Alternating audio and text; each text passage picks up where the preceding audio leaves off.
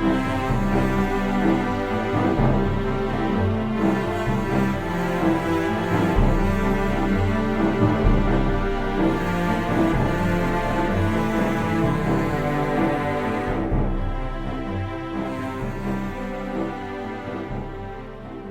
and welcome to the Thirsty Mage, the podcast having a blast with their new handheld devices. Welcome to the podcast, I'm David Lloyd, and this episode we'll be sharing some of our most recent gaming experiences with the Nintendo Switch 2 and the Retroid Pocket 5. The man here to ensure that we get enough positive Nintendo content into our podcast, it's Casey Gibson. Yes, I got to counterbalance the hatred that he radiates off David whenever a Nintendo Switch, primarily the Switch one, whenever one comes into focus, the hate just starts oozing out. Yeah, well, that's the thing. I had a good run there in 2017 and for a couple years, and then that outdated console got outdated pretty quick in my eyes. So yeah, it was sort of outdated when it came out. Yeah, I know. I was already using old phone tech, like from 2010 to begin with, I think. So, I think the first couple years, it wasn't so bad. But yeah, you definitely took a turn. But however, it seems like the Switch 2 is, obviously not going to be a PS5, but it's pretty darn good. I'm having a blast with it so far. Yeah, so we're going to talk a little bit about that, and also talk about, I have a little story to tell about the Retroid Pocket 5 and some hands-on experience for that. I know Casey's heard my story and my ranting about that, but I'll share it for the podcast folks. And I guess just before we pop into that, though, I just want to remind everyone that the Thirsty Mage is the free episodes are bi-weekly, but the Patreon episodes continue also bi-weekly in the off week. So basically, there is still weekly content to be had if you're a fan of the Thirsty Mage, but you will have to be in the Patreon to get that weekly content. So for as little as $1 a month, you can join our Patreon at patreon.com/thethirstymage. Or you can go to thethirstymage.com and click on the Patreon button there. And you could just sign up with that. And then you'll get access to weekly Mage episodes. And you'll also get some fun benefits in the Discord and get to have a say in how things are run around here. You can give us some ideas. Whatever you want. That's right. Yeah, the pay customers they get access whenever they like to yell at me. New avenues to bother David. Yep, that's right. So it also helps cover the cost. The Patreon is basically to cover the costs to keep this thing going. That's like website hosting fees and Zencaster recording fees, that sort of thing. So any help you can give us is great. But patreon.com/thethirstymage. I guess we'll start with Casey with the Nintendo Switch 2. It's funny, I've been watching some stuff recently. I know the folks over at Digital Foundry have been getting into a little bit of hot water with some of the Nintendo fans because they've been suggesting, or they've actually proven, I guess, and I'm curious if you've noticed this, especially with the game that you're playing now, that apparently the lag on the LCD screen, like the refresh rate, apparently is pretty low. It's like almost Sony PSP, like not quite as bad, but close. And I guess it's in Digital Foundry, they've been saying that it causes, like, the delay causes a blurring issue when you're playing games that have a lot of fast movement. And I'm curious, with your experience with this game that we talked about, if you noticed anything like that, or if it's something that's pretty imperceptible to you. Yeah, I guess I saw some about that. I didn't read too much into it, aside from that apparently there was some, like, the screen was poopy.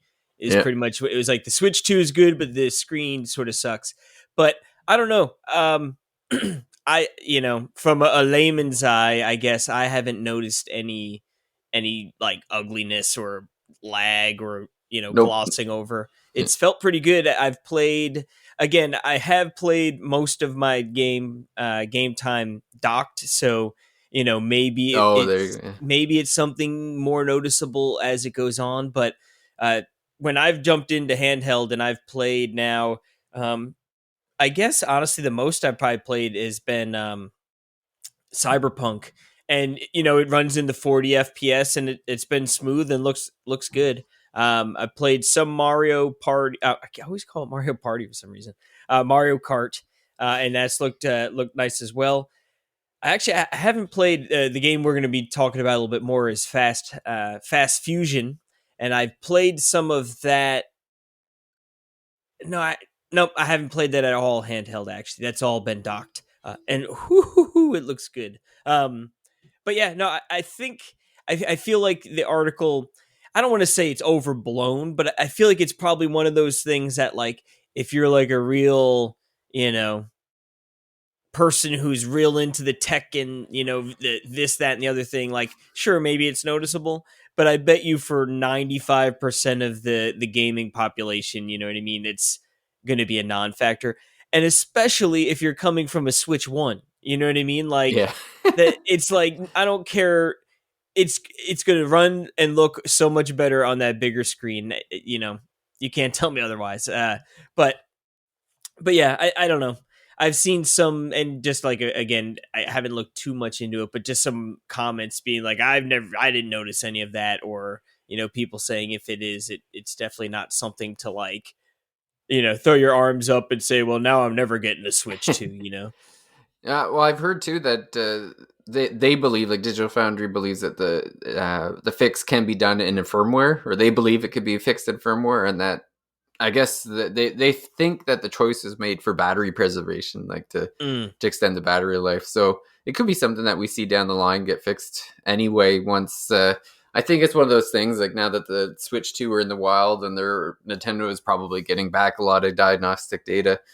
They'll have some updates along the way that probably improve battery life, and then maybe they get to the point where to offset the battery, they offset enough of the battery drain that they can maybe turbo boost the screen a little bit to maybe if it's Yeah. even an issue, like you said, maybe there's not enough people notice it, that maybe Nintendo just doesn't see it as a priority at all. But and it definitely wouldn't be something that would come up when you're playing docked anyway, like, because it is specific to the screen, like it's the LCD screen that seems to Yeah. be the issue. So I do, and like you said, now that it's out in the wild, like, maybe they like flip an option where you can, sort of toggle it, or give the player the option. So this way, it isn't something, like, I know, I guess they didn't do any review copies, but, like, for the first week of the system, like, with this thing draining it, like, oh, it only lasts an hour and a half with this setting, and, yeah. like, then all of a sudden that becomes the headline, where now that it's sort of past that point, maybe, eventually they can sort of do something with that. But yeah, ultimately, for me, it hasn't been an issue. But again, admittedly, I haven't played a super crazy amount handheld. I always get too tired, dude. I feel like I get too comfy when I'm Yeah. playing handheld, and then I'm like, man, I'm just tired, and then Yep. I end up not playing that much. But I actually run into that issue when I'm like, sometimes I'll go, like, everyone will, like, my kids and their wife will want to watch something on the television, so they'll be watching in the living room, so I'll maybe go to the bedroom to lie in the bed and play video games, but then it ends up backfiring, because as soon as I start lying in the bed, I start to doze off. it's all over. Yeah, and I'm Yeah. like, I just need a quick nap, and then, like, an hour later, I'm like, I missed all my gaming time. Dude, I hate it. And I will say I'm very lucky. I have never in my life had issues trying to, like, fall asleep. Yeah. And I know there are people out there that have lots of issues, and I can only imagine that really sucking.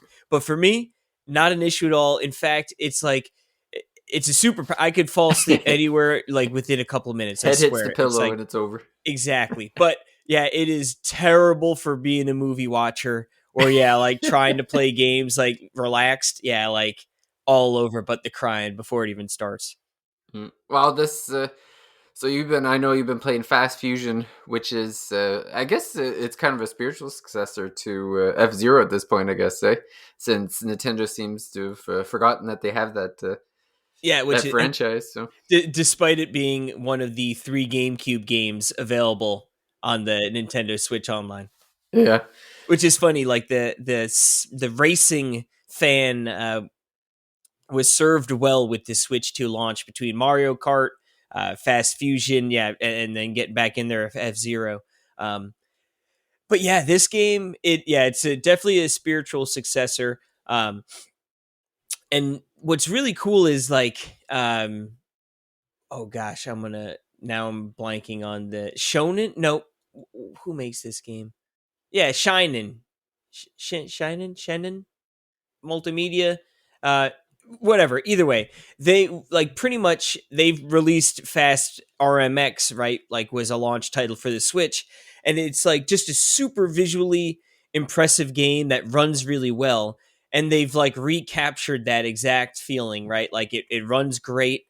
They've got all sorts of different like visual options and modes you can like mess with, right? So you get like the 60 FPS, you could do it 4K, like I think they put like a 4K like native on there, and like there's different things. Essentially, you could get it up to like 4K with dynamic shadows, but then it would drop the gameplay to 30 frames. So it's like they give you a bunch of options to play with, but I've kept it all in the 60 frames, and it looks amazing, runs really good, and like this game. So it's a racer, right? Futuristic racer. You're going at really fast speeds. You could jump, and you could do boosts. And essentially, there's two different race like pads on the race or around the track, that you could run over, and you gain a boost, and you also like restock your boost while you're going over it. And it's two different colors, orange and blue. And essentially, like your ship, you need to change the color of your ship, or your like your charging, I guess, receptacle, whatever it is, but essentially like what color your ship glows, um and you want to match what's on the track, so then this way you get the boost. And it's obviously high speed here, so you want to go as fast as you can. But it's cool because like not only is not only does it have those pads, and they alternate and like have different colors, and like sometimes it'll be like quick succession, or where you'll have to do more better timing on it. But a lot of it is like sort of dealing with the boost, and using it at a good time, because essentially, right, you have a gauge, it works its way down, and then you can fill it back up. But it has a nice balance of like trying to like push it as fast as you can, but also reserving some, because now I don't know for sure if it's just me early on, but I'm you start at novice and you work your way up, right? So obviously the early ones are going to be pretty easy, but like there's like sometimes with like I'm going around the track and I'm just hitting everything perfect. Like, you know what I mean? I'm hitting the boosts. I'm like doing the jumps and taking some shortcuts. I'm like using the boost, my boost like crazy. And then all of a sudden there's like a guy right behind me. You know what I mean? I'm like, there's no way this novice computer is that good. You know what I mean? So I feel Yeah. like there's definitely some rubber banding that's taking place. Yeah. But yeah, it's fun. There's 12 tracks, and I think they already said they're going to release another cup for free, with 3 more tracks. So there's 4 cups, 3 tracks each. You race it, and it's sort of pretty typical, right? Like you get points for whatever position you race, and then the accumulation of the 3 races, whoever has the most points gets first place. And then you're rewarded money, and then it's interesting, you purchase the next cup, and then you'll do that. And then once you beat like the final cup on novice, then you unlock the first cup in the intermediate section, and then you'll have to go back to um, purchasing the following cups in intermediate, and then eventually, I forget, I haven't unlocked the last area yet. I forget if it's champion or expert or whatever they call it, but yeah, it's fun. The levels are really cool. Like I said, everything like looks great, runs super well. Definitely diverse areas, right? You're in snow areas, you're in the forest, you're in the sands, like you're sort of all over the place. And what's nice is the tracks all have like sort of shortcuts baked in, right? That aren't so obvious, but if you're paying attention, where like some of the boost coins are, that sort of lead you in one direction, that might help cut some time off. Um, Honestly, there's like a time trial. There's a couple different modes, right? Sort of, I'd say standard fare in terms of what a racing game would offer. But my favorite mode is actually, I think it's called superhero mode, which is sort of funny. Yeah. But it gives that like actually true F-Zero, where like your boost is your shield, right? Your boost gauge is also your shield gauge. So it gives you that, like, yeah, boost all you want, but you're going to leave yourself susceptible to getting real low on health.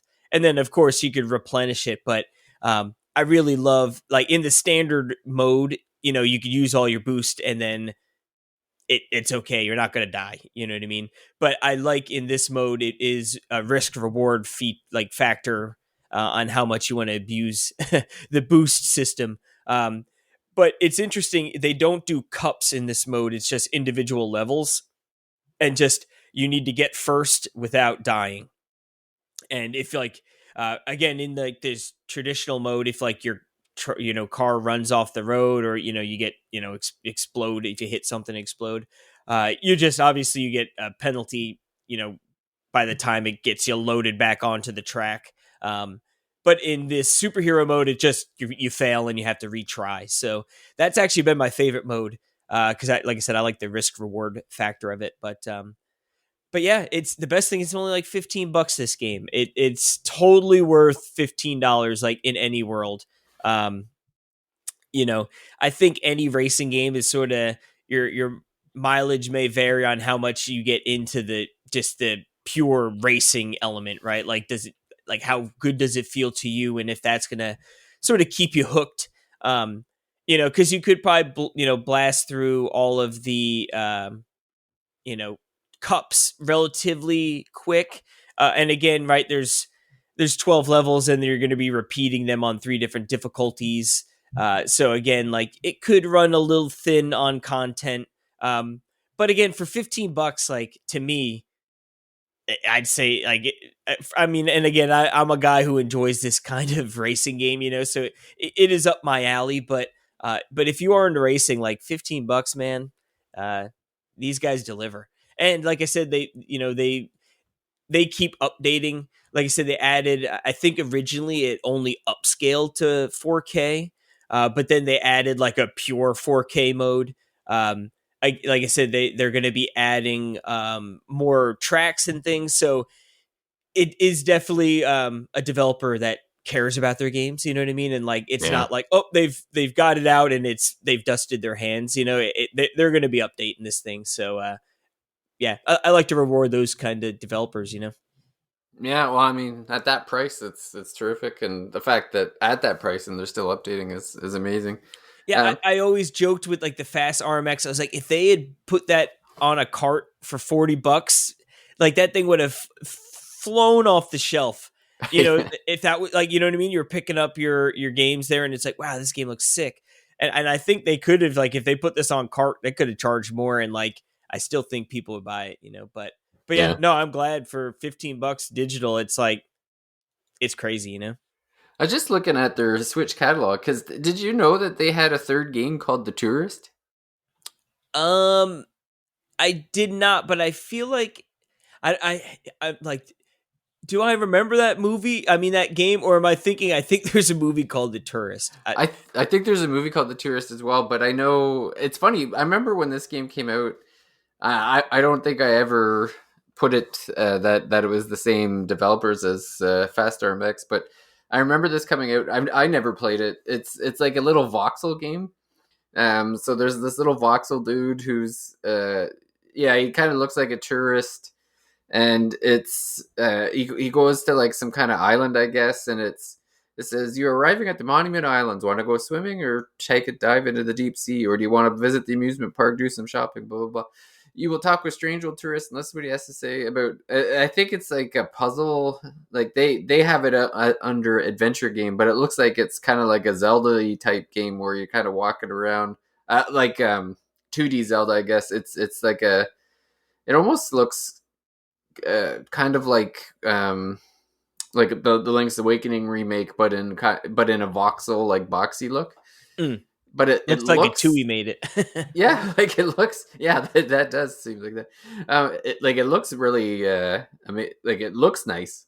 I'm not sure how it plays and everything, but it's a It's unique funny. looking I, thing, and just I, the same dev makes me curious. And I remember when it came out, I was thinking about getting it, and then got distracted by something else at the time, I guess. on the Switch, there's a demo, but I'm looking at the trailer, and it's funny. He walks into the arcade, and then the arcade zooms in, and it's fast, and then Yeah. it looks exactly like F-Zero, Oh, for that's Super funny. Nintendo. Oh, that's hilarious. But yeah, no, like if you got a Switch 2 and you're sort of looking for a new game to play, I definitely at least check out a video. Yeah. It's cool. Cool. Definitely visually impressive too, like a show off piece a little bit. Yeah. Well, it's always good to have those types of games, and it doesn't hurt that it's that cheap. So yeah, I guess I'll. I know Casey has heard this story before. We talked a lot about it I've in the lived this chat. story. Yeah, he lived through it. My ups and downs. So Father's Day kind of came and went in June, and I guess it was about mid June. And so in the first week of June, my wife asked, what do you want for Father's Day? And at the time, I knew I wasn't getting a Switch 2 because the price in Canada is just outrageous. It's like $800. So I'm like, I've been looking at these the Android handhelds a lot, and if you've been listening to the podcast, you've heard me talk about the Trim UI brick, which I really liked, but it's still like it's a little bit on the small side, and it's an LCD screen, and so I've been kind of looking at a more premium product, and the Retroid Pocket 5 has always been on my radar. Mm. Alex from Casey's podcast, Talk Nintendo podcast. I know he got one a few months ago when it came out and was raving about it. And I thought, okay, Father's Day, can't get myself a Switch 2, so I'll get this OLED handheld called the Retroid Pocket 5. So I'm on the website ordering it, and it's the Retroid is in China, so that's where it's shipping from. So they give me two options. They give me one company I've never heard of that it says it'll probably be like a few weeks up to a month or whatever, because I guess it's a slow shipping time, and then I think they drop it off at Canada Post. And my issue is like, oh, Canada Post is kind of like Boo! yeah, like it's pretty hit or miss lately, just because they've been on strike a It's lot. almost as And good as the Canadian hockey. yeah. Oh man, unreliable for sure. So yeah, like with like labor strife and everything, I'm like, oh, I don't really want to put this in Canada Post hands, and I want this quicker. That I was ordering about a week before Father's Day at that point. I kind of wanted it for Father's Day, so the other option was DHL, and so I think I've used DHL once in the past. I know that I've heard reputation wise not great, but they were saying it could be there in a week, and I've used them once before and it was fine. So sometimes you never know if it's like blown out of the proportion or whatever. So I'm like, whatever, I'll pay the extra $10 shipping and it'll go through DHL. Now, at the time, I was not aware that the workers that use they have a union in Canada, Unifor. It's part of a bigger union or whatever. But the workers there apparently had been working without a labor contract since December 31st. I guess that's when it expired. I was completely unaware of this, and so I order it and I'm watching it and I'm seeing it's like, oh, DHL's got it in China, and I see it's going through the US, and I'm like, oh, great. Like it looks like it's going to be here even under a week. And then an announcement comes out that DHL has locked out their workers. And I'm like, just like the same day that it arrives in Canada, this lockout occurs. And so I'm like, oh my God, like, I feel bad for the workers, because obviously you never want people not working or whatever, and I hold no grudge towards them. I'm mostly mad at the management at DHL for letting it get to where it got. But anyway, it gets to what I believe is Toronto, and it sits there for God knows how long. It was like over a week, and That's the worst. on a good day, I have no patience. On a day where I'm expecting to get a brand new console, I'm basically hitting the check check delivery day basically every 20 minutes, It's if your not every. homepage. It's basically just I'm at work and I'm just every 15 minutes I'm just clicking that refresh button to see if I've got a new notification. Nothing goes by, and so the day that it comes in Canada and they put them on the workers on, or they lock them out, I guess. Apparently, Canada has legislation to prevent like scabs, I guess you would call them, replacement workers. But that doesn't, if for like, again, I'm not following any of this until right away, like right now. But apparently, Oh, the legislation to not allow the scab workers didn't come into effect until like June the 20th, and I think like it arrived in Canada on June the 9th at this point. So I'm like, oh, what the like, what is going on? So Trying to I, beat the. yeah, I'm following on. I guess there's like a DHL subreddit, so I'm on there and seeing the horror stories that are going on there, and I'm like, you know what? At some point, each day that goes by, I'm just becoming less and less convinced I'm getting my Retroid Pocket Switch anytime to. soon. Yeah, I was like getting to the point where maybe I'll just cancel my order, but. No, just so I think 10 days went by, and then at the point where I had lost hope that this was going to happen, because the next day the legislation was going to kick in and they were going to have to shut down. I get a notification from a completely different company that they have my package and they're on their way delivering it. And this company actually has like I guess like Workers. whoever, yeah, the worker, like, but they had a tracker in the poor guy's car, so I'm like watching this thing drive around town, and I'm like, oh my god, and I see the guy pull up, and I get my console. So That's funny. again, I believe Did he since just stop to then, go to the bathroom? What the yeah, heck? you better not stop at McDonald's, dude. Yeah. No lunch till you deliver my package, pal. Yeah, yeah. He's lucky I didn't chase him down the street and pull the car door open. But I believe since all of this has happened, that the DHL workers are back to work. I believe. I could be wrong. I'm pretty sure they signed a new contract. So again, I feel for the workers. This was a completely selfish one on my behalf, but. I do have But it all he's now. saying is they better not strike next time he needs a console. That's right. Or that, or I should do a little bit more homework before picking a shipper. But It no, seems like they're all having trouble up there. yeah, I think so. There really isn't too many around that aren't screwing their workers on pay. So it's just take your pick. But yeah, so I guess the Retroid Pocket 5 is essentially it's like a it's like a cell phone with built-in controls, I guess is the best way to put it. This is kind of a Switch. I guess the closest thing that I would compare it to is maybe to like a Vita. It's bigger than a PS Vita. It's got a 6.5 inch or 6.3 inch screen, I believe it is, and a 16:9 ratio. It's a 1080p OLED, so it looks absolutely gorgeous. The screen is all one big piece of glass, so another like very Vita like attributes, but it looks fantastic. The D-pad feels terrific. The D-pad is higher above the joy, or the Hall effect sticks, which also feel good. It pretty much like it uses not sure which Snapdragon I can't remember the number, but it's like the latest Snapdragon it uses. So it's like a beefy monster. It pretty much plays whatever. Like I've seen people playing Switch games on it better than the Switch. Yeah. So I haven't gone that current of a system yet. I've been putting like my PS2 games on them and they play flawlessly. And I've been putting some of the Game Boy games I have and the PlayStation games. So the first two games that I played out of the box were Suikoden.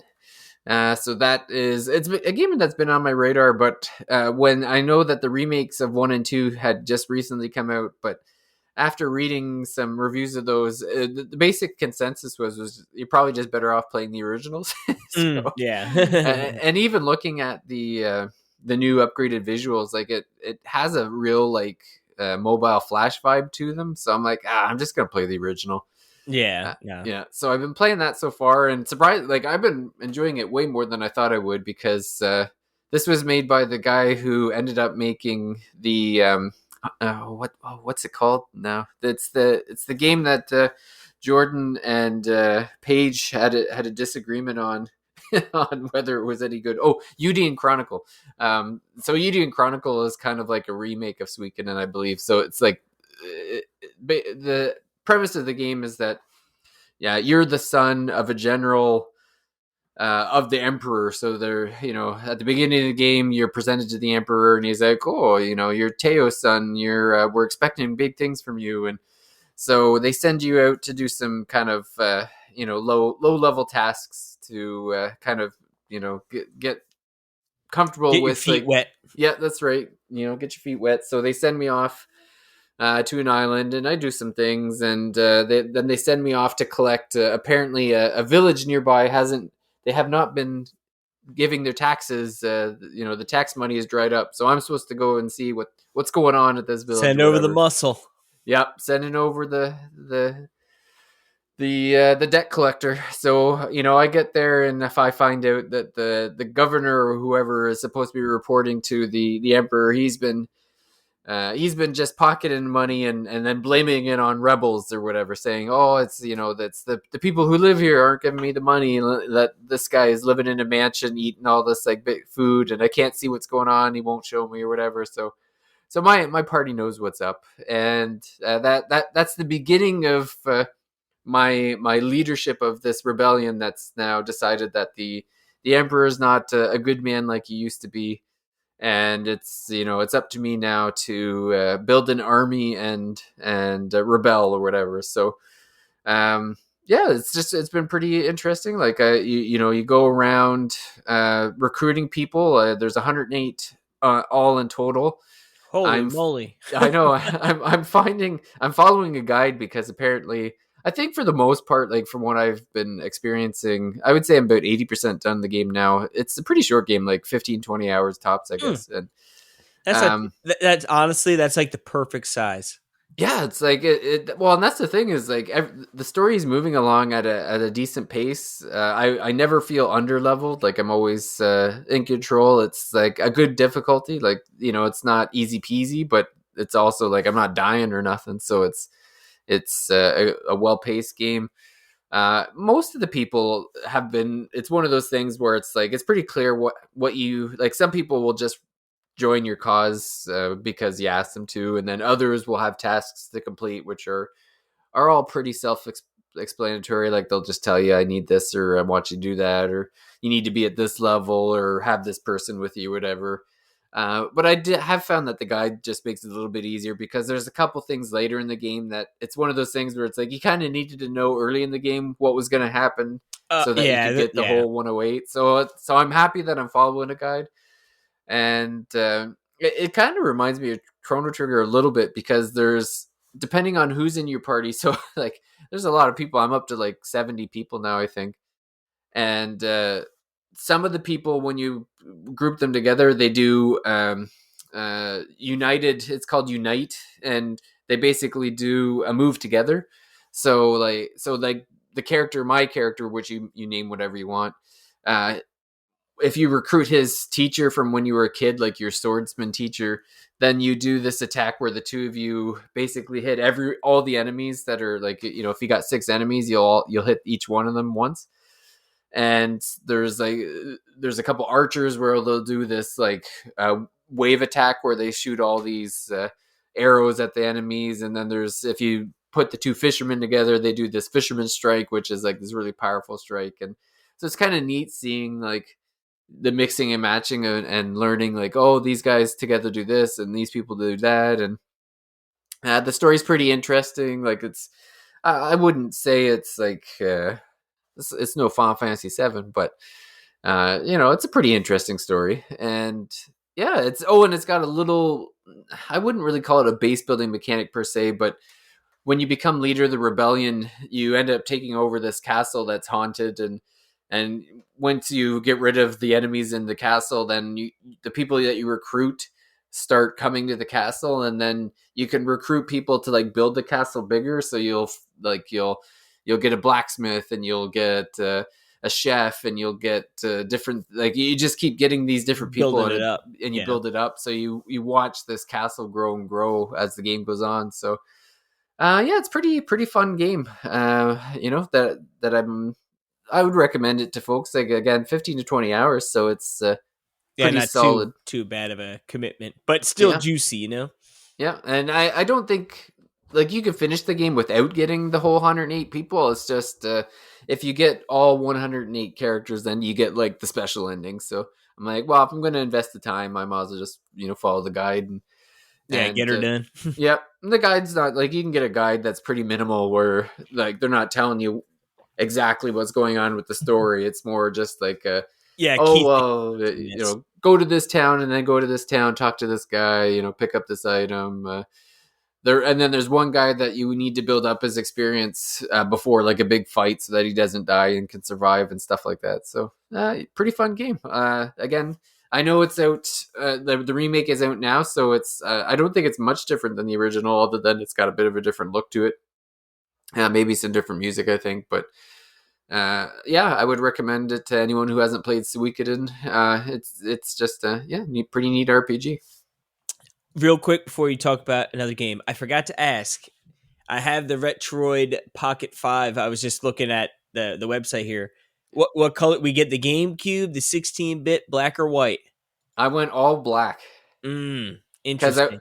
because I wanted the reason I went all black is because some of the games when you're playing 16:9 because it's OLED, the black bars on the side are like pure black.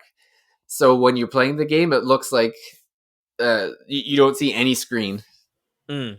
Like it's just a flat black, and then your squares right in the That middle. GameCube one, dude, I don't know. I know it was tough because the GameCube one is like really pretty. Yeah, like even the 16-bit is cool, but that Yeah, GameCube one is slick. Ooh, yeah, that's what I would have went with, I think. yeah. I think Alex went with the black one too, and I think for the same reason I did that because it's like the glass is all one panel. Like it always just whatever you're playing, whether it's 16:9 or 4:3 or 9:7, whatever, it always looks like it's filling the screen because the black just disappears. Yeah, no, it's a sound argument, but it's a boring one, you know? Yeah, it's funny. That was the same thing with the Trim UI. I went with the black one, and then I managed to talk Guillaume into getting one, and he went with the purple one. I think that was like a GameCube esque too, A and man of culture. yeah. And as soon as he showed me it, I'm like, oh, now I kind of wanted the purple one. Well, yeah, better order another one. Yeah. Now the good thing with Trim UI is it's pretty cheap. It's only like $60, so it's not too bad. Yeah, I guess the only other game I'll talk about that I've been playing on the Retroid Pocket 5 is now this is the this is going to be the English version of the title because this was a game that was only in Japan. It's called the Frog Whom no yeah the Frog for Whom the Bell Tolls. So this was actually made by the same team that made the original Link's Awakening on GameCube. And so I've been kind of getting into the on romhacking.net. They have a lot of the English translations for Japanese games. And I can't remember I got a Fire Emblem, one of the Fire Emblems that was a Japanese one only. I've got the The English sixth version. one, the Yeah. GameCube, the Game Boy Advance one, right before 7, Yes. right? Yeah. Yeah. Binding Blade or something. Yeah, I think it's the Binding Blade because the Something one, like that. I yeah, had because that the one. English one is the Blazing Blade. Yeah, it was because they're very similar in terms of like assets wise, you know. But I remember I picked that up and tried to play like a Game Facts fan translation, but that game was hard, dude. The I know. Japanese version is so hard. I haven't played it yet, but I'm pretty sure. Yeah, like the Japanese Pony Fire up, Emblems brother. are like way harder from what I heard. Oh yeah, you're in for it, man. I remember Yeah. like I thought I was pretty good at Fire Emblem, and I was like, wow, I feel like a big dum dum. I'm just waiting to play that Thriasia or something like that. I guess it's pretty hard too with the Japanese one, but I uh, believe it. yeah. So, and the other one was that. So the guy who made Fire Emblem, like he worked for Nintendo, at the beginning in the early Fire Emblems. I guess he had like a beef with Nintendo and ended up leaving, and uh, and he made a Fire Emblem for the PS2, and it was called like originally it was called Emblem Saga, but I guess Nintendo threatened Sony to sue them, so they ended up he had to change the name to I think it was Berwick Saga. But the game only, I guess the game never left Japan. So again, picked this up and got the Japanese translation for. Haven't played it yet, but I got that working on the Retroid Pocket 5 too. And it's the thing that's interesting about that one is apparently it's basically Fire Emblem, but instead of it being like a square grid, it's a hexagon grid, and that just Huh. seems like that just sounds neat. So I'm looking forward to playing a game from the original Fire Emblem designer. Basically the selling point was it's kind of like your original Fire Emblem like old style, but yeah, with a hexagon grid, so it looks pretty wild. So I'm looking forward to playing that. Heck But yeah. this one, yeah, the Frog for Who the Bell Tolls. I fully admit I'm only playing it because I listened to a Retronauts episode about it, was intrigued, and also like a few things. Like it's only about a 5 or 6 hour game, so I'm like, yeah, it'd be pretty, play that. I wanted to play GameCube or a Game Boy game on the Retroid Pocket, so the stars align for this basically. So yeah, got the translated copy of this game, or translated the copy, I guess, and it's really it's so unique. Like I don't think I've ever played a Game Boy game like it. It's I guess it's kind of like a Link's Awakening in the sense of like it's kind of an adventure game where you're going out and doing things, but it's more like I would almost call it like a puzzle Metroidvania, because like you're not attacking people per se. Like there are times where you fight enemies, but it's automatic fight. Like you don't actually do anything. You just walk up to the enemy and it goes into like The this ease. cloud. Yeah. Well, not even that. It's even less than that. Like so, as soon as you touch the enemy, it's like this fighting cloud. Like you remember, like from Persona 4 when you do the all out Yep, attack, yep, yep, and yep. they're all just in this cloud and like people are fighting. You could tell they're fighting, but you can't see the fighting. It's the exact same thing. That's And amazing. and yeah, and so you'll see, and there's hearts at the bottom. It'll show your hearts and the enemy's hearts, and you just hope and pray that your guy ends up winning. But as you're going throughout the game, you're collecting hearts, which boost your heart gauge, and you're also collecting power ups for your power and your speed.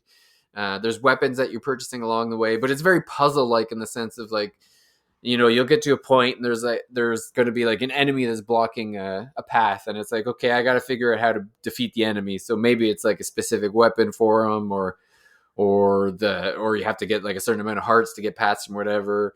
So there's always like you find this new area, you find the thing that gets you to the next area, and you're just going and going and going to every new area.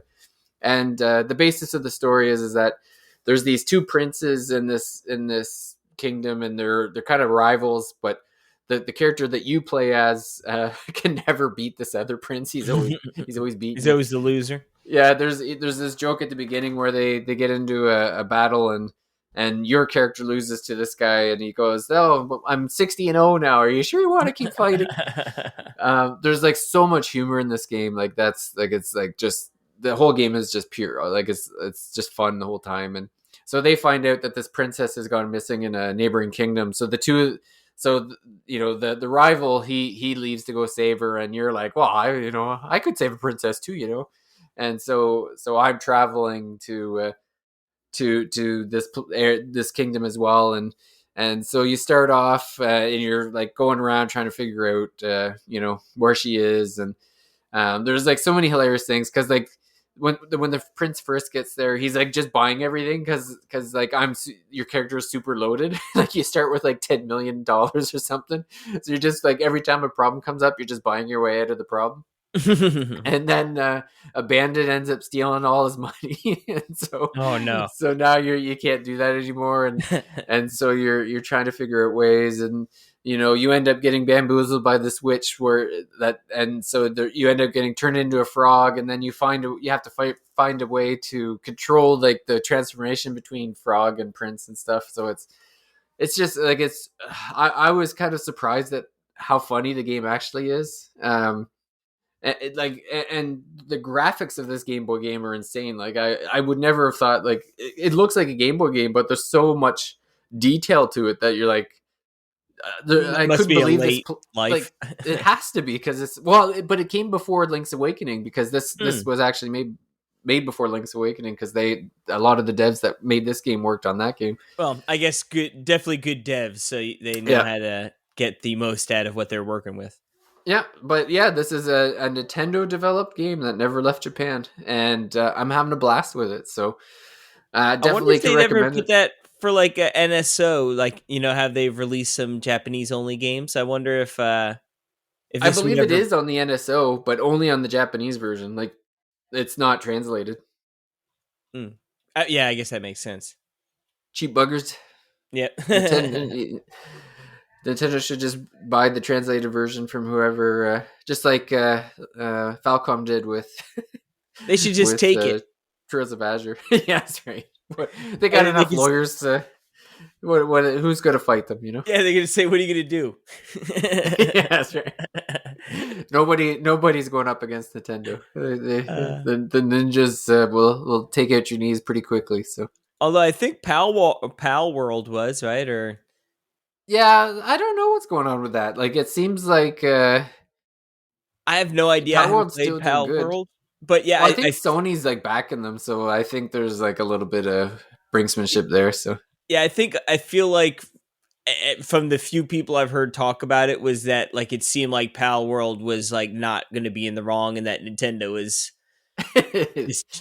but I look, trying yeah, trying to keep their business, but yeah, yeah. Well, we'll see how that goes. But yeah, hopefully at some point it gets translated. Just because it obviously would get a bigger audience if Nintendo released it themselves. But yeah, who knows? Maybe one day they'll remake it or put out a translated version. But in the meantime, you could pick up the trans if you can figure out how to take a ROM and apply a translations patch to it, and then put it on a device that will play it. It's definitely worth the effort. I would have to say. if you could jump through the hoops, you're gonna get a treat. That's right. So I guess that'll probably end it for this week. Yeah, again, we're enjoying our handhelds. Casey with his new Nintendo, and me with my Retroid Pocket 5. I have to say, I just watched a Linus Tech Tip YouTube episode. I don't know if you're familiar with the I've seen Vancouver. some of yeah.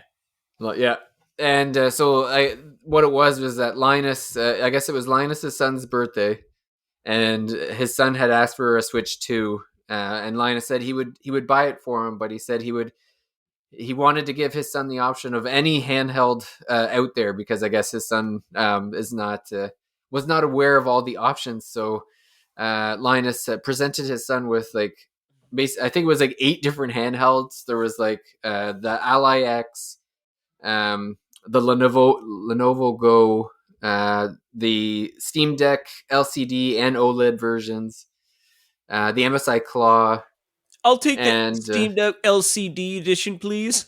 yeah.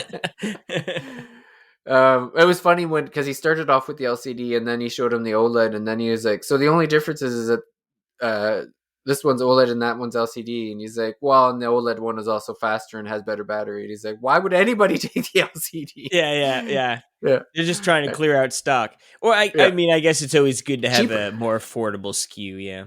Yeah, that'd be the only point. The only reason to have it at this point. But yeah, he Did they ended up say which one he picked? he begrudges. Well, what's funny is so they get to the end and he goes, "I don't want to put a monkey wrench in your decisions, but I guess this video had been recorded prior But I before the already bought you Xbox." this. Yeah, no, the Ally X Xbox edition, I guess had not been Announced. announced yet. But I guess Linus knew what was going to be on it because he had been invited to the unveiling, and so he was telling his son about what would be in it, and he was like, "Oh, okay, so when's that coming out?" And he's like, "Well, I'm not 100% sure." So he's like, So the son was like, "But I want a handheld now." And he's like, "Well, you Yeah, need to I pick want to one of wait. these ones then." And he's like, "Okay." And he ended up going with the Switch 2, but Smart. I guess the reasoning was is that to him the MXS Claw I guess was the one that was the most interesting handheld, but because he already owned a desktop PC, he wanted access to Nintendo games, so that's why he went with the Switch 2. Yeah. I mean, honestly, right? Like the Steam Deck is awesome. We love the deck here. But I mean, from a hardware perspective, like Switch 2 is a no brainer. You know what I mean? Like, once I look forward to when they do the Steam Deck 2. Um, and then it'll be more intriguing for me because it's like if comes out next year, like I don't think I'd get one right away. But then like maybe I'll just be the OLED adopter when it comes to the Steam Decks. You know what I mean? Like get that second edition. Yeah, I would be the same. Like at this point, I just it's like if I'm getting a handheld, I want it to be an OLED. So Yeah, and plus, like the corrections or improvements, I guess I should say, that they always add on those second editions are so worth it. And like right now, I feel like my Steam Deck is still going to be like great for that. Those like, oh, I can get those RPGs on sale. You know what I mean? Like Persona 3, I'm definitely going to play on the Steam Deck when it gets to a good sale point for me. Um, and like even the Pixel remasters, they always go on like real nice sale. Um, so I feel like the Steam Deck doesn't need to be like a powerhouse technically for me, yeah. um, especially with like the Switch being as powerful as it is, and then having the PlayStation. It's like I'm sort of sort of set. So two funny things about the video too is they were actually playing Breath of the Wild on the non Nintendo handhelds. Oh, really? Yeah. Ooh, So I'm like, I risky almost wanted. business. Yeah, it's like, so how do you guys play that? Because I wouldn't mind knowing. Yeah, yeah, Um, and you might want to kick that down before Nintendo gets wind of. yeah. But then they also at the end, so he had chosen the Switch 2, and he goes, "Okay, great. Oh, by the way, and they're in Vancouver. He goes, if you want any of the new Nintendo games, they're going to be about $125." And he's like, "Do I have to pay that with my own money?" And he's like, It. "Yes, you do." And he It's a thought good about thing it. you've got a really popular YouTube channel, Dad. Yeah, yeah. That's what he thought. The son thought about it for a second. He's like, "Yeah, I guess I'll still go with the Switch 2." Yeah, yeah, we got the means. Yeah, yeah. That's the thing is, I'm sure there's money flowing around that household. I don't think the son has to worry too much about those Nintendo games. But yeah, it was an interesting video anyway to see like the different handhelds, and it was funny seeing Breath of the Wild like run so good on the Steam Deck. Well, I mean, but that's the with Switch 2 now and the updates. Like, I haven't tried Breath of the Wild. And I mean, I downloaded and played like literally like 5 minutes of Tears of the Kingdom just to sort of see how it was running, and like, yeah, in Yeah, 60 FPS is awesome. yeah. So yeah, I guess if anyone interested, you can check that out. It's the LTT YouTube channel. So. But I guess with that, Casey and I will say good day for another episode of the Thirsty Mage. I would want to thank everyone for listening and to thank any of the Patreons that are listening to this a week early. Thank you for your support. But until then, we'll see everyone out at the next Thirsty Mage. Bye for now. Adios.